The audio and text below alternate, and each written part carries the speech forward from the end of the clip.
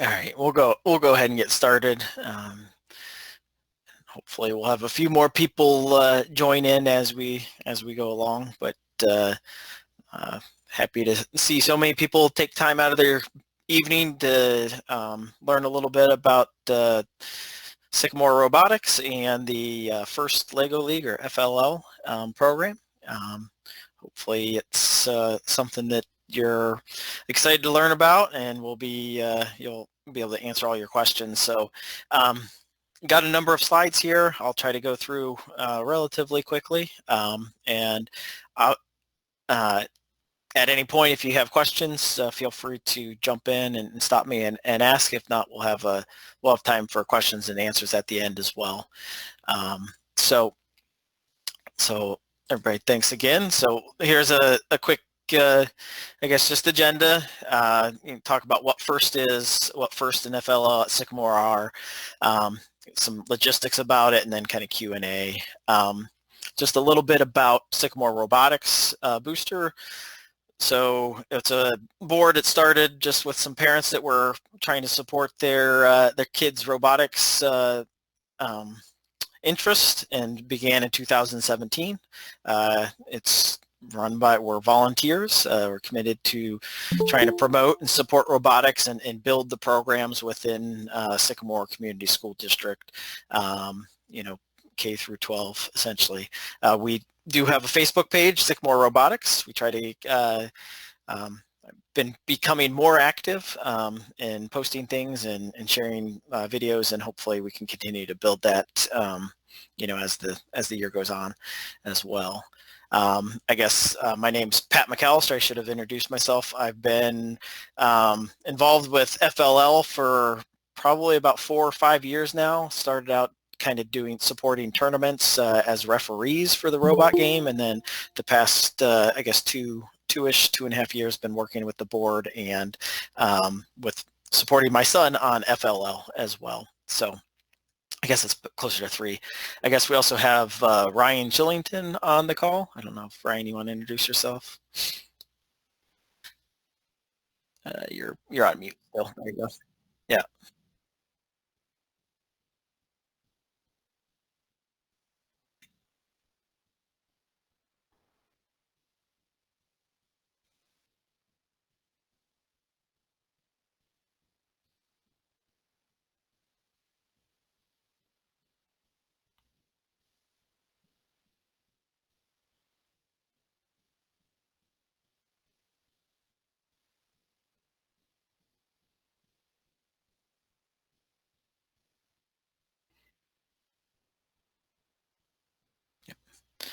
And then we also have Ravi Gupta on the call.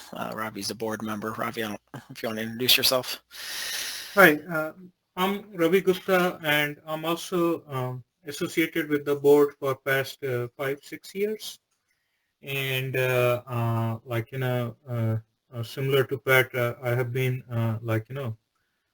involved with the FLL activity in various forms. Like I've been coach, I've been referee, I've been doing trainings for the volunteer parents and coaches as well. So, filling in the gaps in here. So, and it's good to see you guys all in here for the new season. Yep. So yeah, Ravi's got a lot of experience with this. So he's one of our go-to guys when there's questions for FLL and things like that. So just in general, we're focusing on FLL, which is the rising 4th graders through 8th graders, but there are other programs, and we do have presentations. The FLL junior one was yesterday. I think it was recorded and is posted and is available if you're interested and missed that, and that's for rising 2nd and 3rd graders. And then tomorrow night there is another session for FTC, which is First Tech Challenge. It's basically just the next step up in terms of the robotics, and that's for rising 7th graders through 9th graders. So if you have a student that's going into the 7th grade, you kind of have, that's a decision point whether you're going to do FLL or jump into FTC. So you might be interested in kind of learning about both and weighing the pros and cons of both and picking the right one for you, because there's a little bit of overlap there. And I guess FTC's through senior year. I mean, it's not just ninth grade. It's that's I think a typo there. So what is FIRST? You can go to firstinspires.org and learn all about it. It's got a lot of information, but it was founded by Dean Kamen, who was actually the inventor of the Segway, and he basically wanted to found something to support science and technology. His vision to transform our culture by creating a world where science and technology are celebrated and where young people can dream of becoming science and technology heroes. So kind of trying to find a pathway for kids that have that interest and passion to be able to compete, similar to a sport, that you have a, varsity sport or whatever, that it's a competition. It's a way for them to pour in their passion into that. So FIRST is First Inspiration and Recognition of Science and Technology. It's more than robotics. It's more than STEM. It's a movement to try to prepare the kids for the world's greatest problems. To solve the world's greatest problems, FIRST creates the people who will change the world today and tomorrow. It's all of the programs. It is involved with the science and the technology, but there's lots of other things that go into it. There's the science and the research into the projects, which we'll talk about a little bit later. There's the technology, learning programming, learning kind of design of the robot and how to solve missions. You got the engineering, where you're again designing the robot, doing prototype design, improved testing, improving. You've got some arts involved in it as well, where you have to do presentations. You have to figure out how to do poster boards to present your findings, to share your learnings and things like that. And you have to be able to speak in front of people. It's great for that, for learning to be able to share your ideas, answer questions, things like that. And then obviously there's some math involved, in terms of the kind of going back into the programming and calculations and things like that. So it really covers all aspects of STEAM. But it's more than that. There's communication skills. You are a member of the team. In FLL, it's a maximum of 10 members, and I think typically we try to keep the teams in the 6 to 8 range, because I think that generally works well, but it all depends on signups. But you have to learn how to communicate with the team members. You have to, be able to communicate in writing and in presentations. It's great to practice those skills. There's team building and social skills. So, there's core values in FLL that you're going to that the teams are going to continue to practice and figure out how they can demonstrate. There's chances for leadership opportunities to take the lead in, a part of the research, or take a lead in designing the robot, or to be the lead programmer, or whatever it is. And there's lots of problem solving and decision making. You have to get together as a team and talk about how you're going to solve the problems, from deciding what missions you're going to do, how to get the most points, to what the best way to do it is. And then there's also mentorship and service opportunities. So part of the program is doing research and trying to reach out to people who are experts in the field, or who may know more about it, and sharing that and learning from them, as well as learning from the coaches or from more senior team members.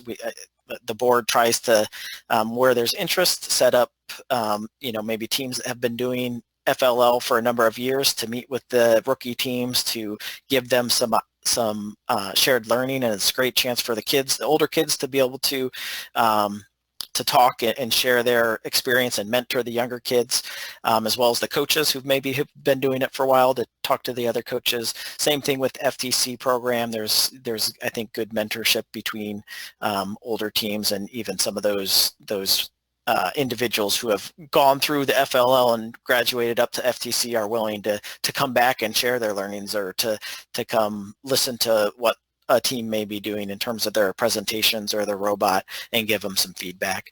And then there's a little bit of business skills. It's maybe not quite as much in FLL, but there's opportunities for it, where to market yourself, to fundraise, to budget, think about, you know, where to spend your money on it. But that really jumps up into the FTC, where that's going to be a much bigger focus.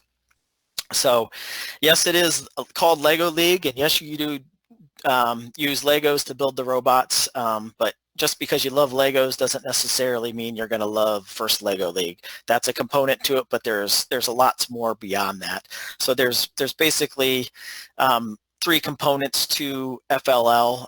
The first one is the robot game, and that is where you're going to design your robot to try to accomplish missions for each year. So each year there's 10 or 12 different missions that you could do, where you have to get the robot to, on their own, leave home base area and go out and pick up a ball or push a lever or something much more complex like that. And you have 2.5 minutes to essentially do as many as those tasks as you can, and you get scored points for those.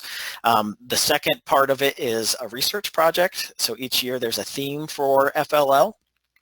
And you will, the teams will basically have to identify a problem within that theme, and then they'll try to design a solution for that problem. So they'll think about different solutions. They'll research it. They will share their solutions with experts if they can, and get feedback and tweak it, and then they'll basically present that problem and their solution to it. A lot of times you'll build a prototype, and they'll do that in the competition, and they'll present it to the judges and kind of basically present it and answer questions and defend their solution. And then the third one is core values, where basically you're being watched during all phases of the competition to see, are you treating people with respect? Are you showing curiosity? Are you being encouraging and positive? Are you showing teamwork and things like that? And it's also, an interview. They kind of have judges that come and interview you to talk about how you came to decisions as a team and things like that, to kind of see how you're demonstrating the core values. The intent is everybody gets to help with everything. There's going to be conflicts and disagreements, but that's kind of the point, is to learn how to deal with those. It's, a lot of times as a coach, it feels a little crazy, but it's a lot of fun in the end, especially to see what the kids come up with and how they solve the problems.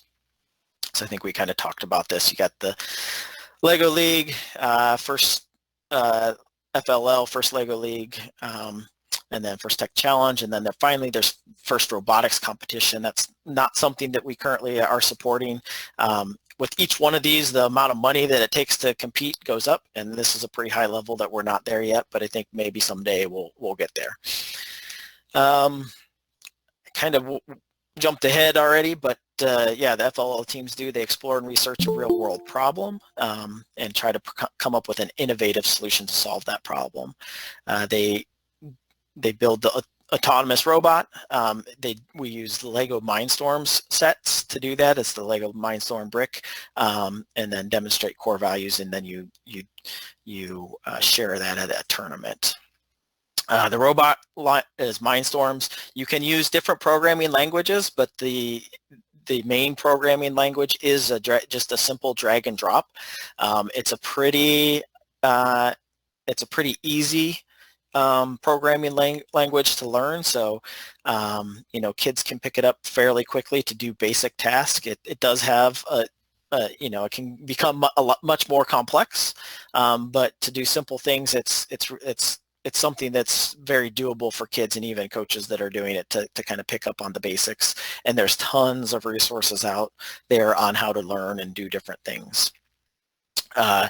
So the field table, so this is an example from a field table from a couple years ago when it was Into Orbit. It was a space theme.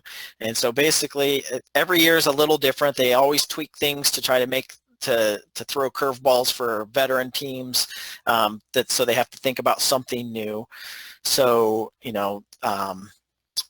think that in the past year they've made the home base area a little bit different, but basically you have to start your robot in the white square, and it needs to go out and do, you can see all the mission models. So there's different missions. So for this one, you had to push this over into the white or the orange, or you had to, this was a guy that was on a little slide, on a roller coaster essentially, and you had to lift up a lever over here and have him run down that roller coaster. So basically you have to program the robot to go out, do the action, and then come back to the base so you can move on to the next one. And they give you lines that you can follow, and the advanced teams that utilize all these markers and things like that. I guess here's just some old pictures from, this is a couple years ago, of some of our teams that have competed, and we've got a pretty good history of teams doing well in the competitions, which is good. And I think the Green Machines, they actually went to state one year, so that was pretty exciting for them. I think Brick Girls did too. Yep, Brick Girls, that's them at the state. So student experiences, you're going to have the project, the robot, the game, the core values, and the tournament. In the past, to give you an idea of some of the themes, I guess 3 years ago it was Into Orbit, which was space related. The teams had to identify a problem of long-term space flight and propose a solution. Last year it was, last year it was City Shapers, which teams had to identify a problem with the building or public space in your community and propose a solution. So they're fairly open-ended topics, and it's really interesting to see where kids, where they decide is to go with their research and what problems are interesting to them. So for example, my team in Into Orbit, they actually ended up thinking about and interested in how you shower and bathe in space. So I was, I would have never guessed that would have been what interested them, but they saw some quotes from astronaut Scott Kelly, where he said he missed showering and he missed being able to feel the water against the skin because they're not able to do it. And so they found that really interested and wanted to research that. So it's always kind of surprising what they gravitate towards.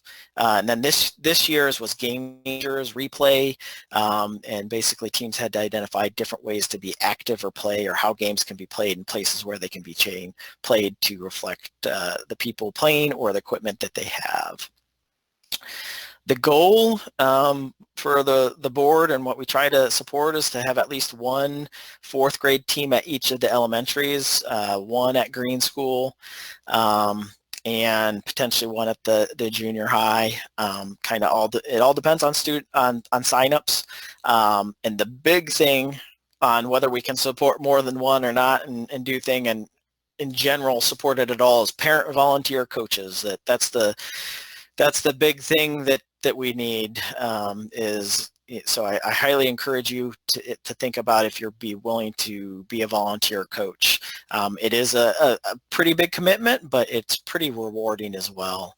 And as Ravi mentioned in his introduction, we, as a board, we try to provide training and mentorship for first-time coaches to be able to share, how to get set up, how to go forward. I know we've got board members that are even willing to come to a practice and help out if you're running into problems, or if you need a little help setting up on how to set up the robot or do some initial programming teaching. We've got some resources that can help with that. So don't let that, not being in the technology field as a career or anything like that, don't let that discourage you from volunteering.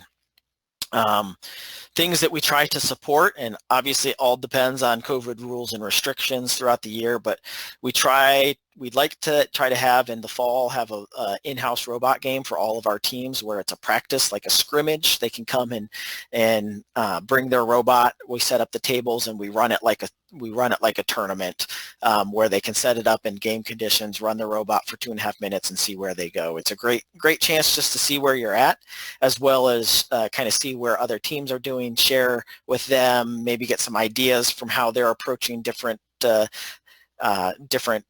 obstacles and things like that, and just kind of see where you're at before the tournaments. We do, in past years, we weren't able to this last year because there were no in-person tournaments, but we do host a tournament in December for the region. So it's usually a pretty popular one, and hopefully we can get back to it this year, but it's all, all going to see how the COVID rules and restrictions play out. And then, we try to support a FTC scrimmage as well. In terms of what's the expectation for students, I'll try to just run through these quick because I know we're running kind of low on time here, but you got to attend practice. There's going to be information you got to read. You might have to do some outside research on your own time.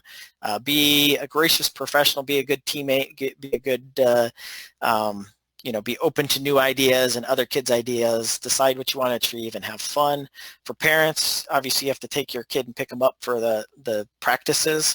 Hopefully volunteer to help the team. Coach would be great. Sometimes you'll go on field trips as part of the research, so assist with that. Help with finding real-life experts for whatever the field or the research is that your kids are doing, and I guess just supporting the kids. We do need 2 coaches per team. You don't need to have technical skills. If you are the coach, the good thing is you get to set the meeting dates and times. Typically, and you're guaranteed to have your child on the team. If we have too many applicants and can't get enough coaches, then we'll have to figure out how to do that. We haven't had to make any of those hard decisions in the past, but it all depends on signups, and we will train coaches if you're interested. In terms of the times, so for FLL, 2 to 8 hours is kind of thing. I would say it's kind of on the 2 to 3 hour range. Usually you'll have one meeting to 2 meetings a week, and then some research time or independent time at home where you would expect the kids to maybe do some research on their topic, maybe build some of the Lego models for the mat, or do some programming for a mission or something like that. On the 8 hour side, that might be where you're getting close to the tournament or the competition, and you're practicing presentations, and so you're going to meet maybe an additional time or something like that. So I would say that the 8 hours is probably on the high side, and maybe only 1 week where you're going to see that. But again, it depends on how interested and engaged the teams are. Some teams get really into it and they want to keep working on it, and they will just go and find times to work on that together. But I would say you're looking at 1 to 2 meetings per week. Probably with two going for 2 meetings most of the time, because it's to get everything done, you have to meet a couple times a week. We'll provide the equipment, we'll provide finance to cover registration and the equipment. We try to set up the meeting space. That's been was a challenge with the COVID restrictions this year. Hopefully that'll be a little easier going into next year, but that's to be determined, and we'll provide mentorship and help. Cost $100 for FLL, for on time, covers the registration, t-shirts, whatnot. If you want to do a neighborhood team, we will, I guess, what's not associated with the, I guess, the schools, you have people in your neighborhood, we can help support that as well. And this is kind of general cost that it takes to run a team in terms of registration, materials, everything. Application deadlines May 30th. Late application is the June 27th. We'd look to create our teams in July, and then you're going to start meeting in late July, early August, really get going in September. September through November is where you're really doing the bulk of your research and programming. We hopefully would want to do robot runs in October. The 25th left over from a previous year, and then maybe some practice presentations in November, and then November, December are when the tournaments are. If your team moves forward, the district tournaments are in January, and then the state tournaments are in February. I think that is it. Yeah, so I know I ran through those last few slides pretty quickly, but I guess I wanted to at least leave some time. I mean, I'm free here, but I know we kind of booked it for a half hour, but want to leave some time for questions and answers. Feel free to ask anything that I may not have covered. I know I went through a lot of information in a very short period of time, but does anybody have any questions? I guess if you had,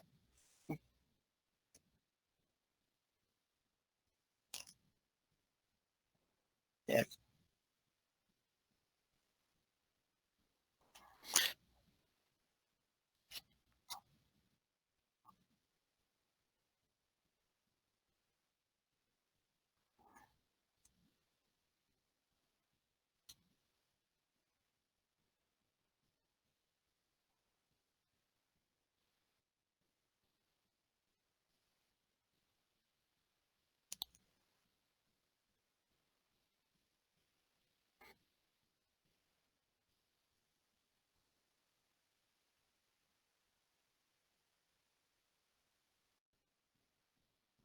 yep. It can be very hard, whether you're technical or not, to step back and let the kids do their thing. You may have a strong thought on how things are going, and to not be able to ask questions to help them get over an obstacle without giving them the answer is a very hard thing to do at time. So I guess just there's tons of YouTube videos out there. This is just one that I found, but this is an example of a world-class robot is what they said, so I'm guessing it's very good. So this would be obviously one of the higher level programming, but you can see it's like following lines. It's going through and doing all these different missions that they have to do. They had to collect something there. They had to throw a ball into the goal over there. So that's the type of things that can be done, but it's certainly not this wouldn't be the norm. But if you have any interest and you haven't seen FLL or any exposure to it, I would just encourage that you go online, search YouTube, First Lego League FLL. There's lots of videos on there that show different things. It's a way that teams a lot of times share what they're doing and collaborate. They love to put the videos on there to show what they're doing, and you'll see robots like this that are super complex and can do all the missions, and then you'll see some that are very simple and still can do the missions, or still score points. But that's the cool thing about FLL. It's as a coach, watching the kids when they get that first mission to work that they've been working on, and just seeing the sheer excitement of them having accomplished it is a lot of fun. It's really exciting to see. So YouTube's a great resource for kind of seeing what it's all about as well. Ravi, do you have anything to add?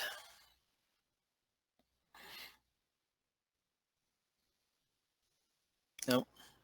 I actually have a question. Sure. Go ahead. Is this going to be available? Like, can I look at this later? Because I actually signed in late and I missed the first half.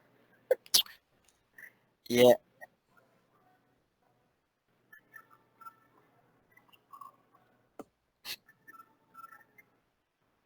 Oh, okay. Thank you so much. Yeah, so Sycamore Robotics Facebook page. We'll be posting links for this. I think the FLL Junior presentation from yesterday is going up there, and then we've got the FTC one, which is the higher level one, which will be going up tomorrow or after tomorrow's presentation. So, yep.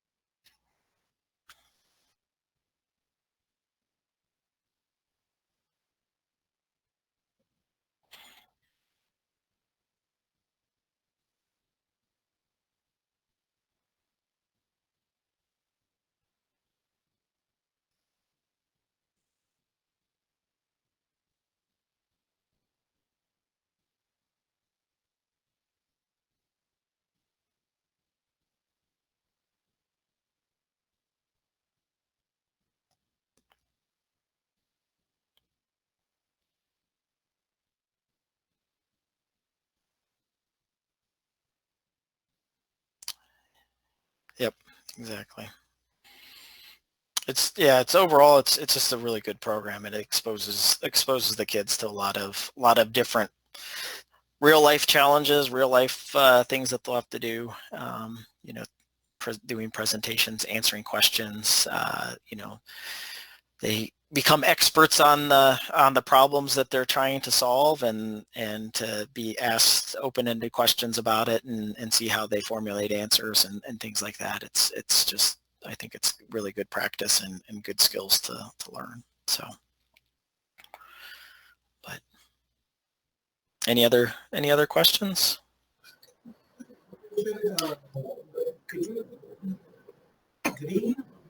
I can barely hear you. Can you hear me now? Yes, that's better. Yeah, super. All the coaching or all kind of the walking will be at the green, or will it be at the junior high? Because I see the age from group from 4th standard to 8th standard. So Yeah. will it be at green, or will it be at high school, junior high? It all depends on how many kids we get signed up. If we can, we will try to group the teams together based on their buildings so that we can, you know, potentially meet at the buildings after school or do it that way. But it kind of depends on the distribution of the kids that we have signed up.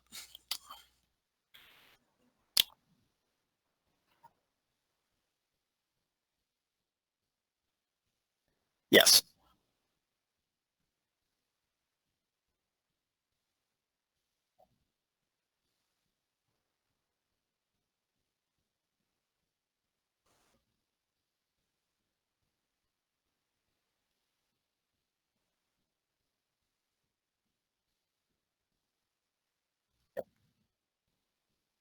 Yep. Yep. Got it. Thank you. Yep.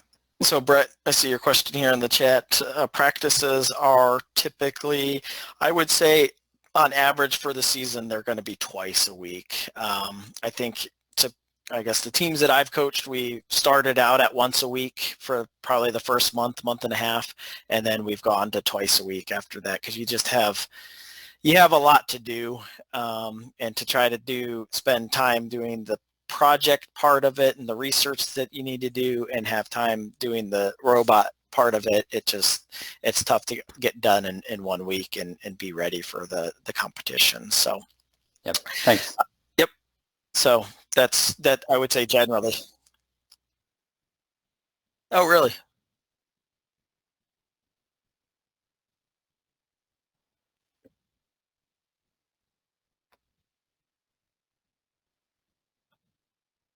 Two hours. Yes. Yep. So I think it depends on the teams. So I think it can be once a week, it can be twice a week, and so and it depends on the coach's availability. So, but if you're going to do once a week, it's going to be, I think we did two meetings that were an hour and a half, and yeah, it all depends on the teams and what the kids are doing and other activities and things like that. So, okay. Yep. One thing is important here to point out is typically, like, from 4th grade to 6th grade kids, it takes time for them to get organized. And also, after being, continuously working, they also need a break, like after 45 minutes or so. So that's why, the duration is important. Like, you cannot keep them for longer hours. And the way we plan activities is there is some work needs to be done, and then some kind of fun activity or team building exercise, things like that, to keep them engaged, and productive. Uh-huh. Yep. Any other questions?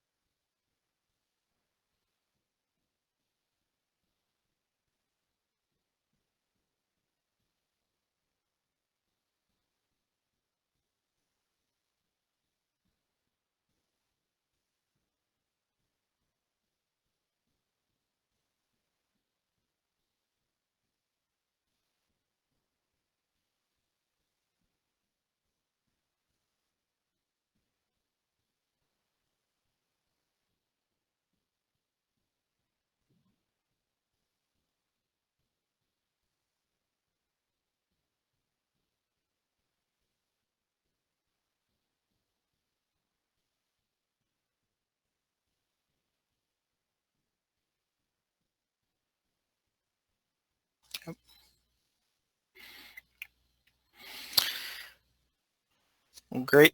Well, appreciate everybody taking the time. If you think of any questions along the way, you can feel free to reach out to us, catch us on Facebook or anything like that. The links for the applications are online, and they were included in the newsletter last week on the flyer that you got this Google Meet form, and they'll be on the.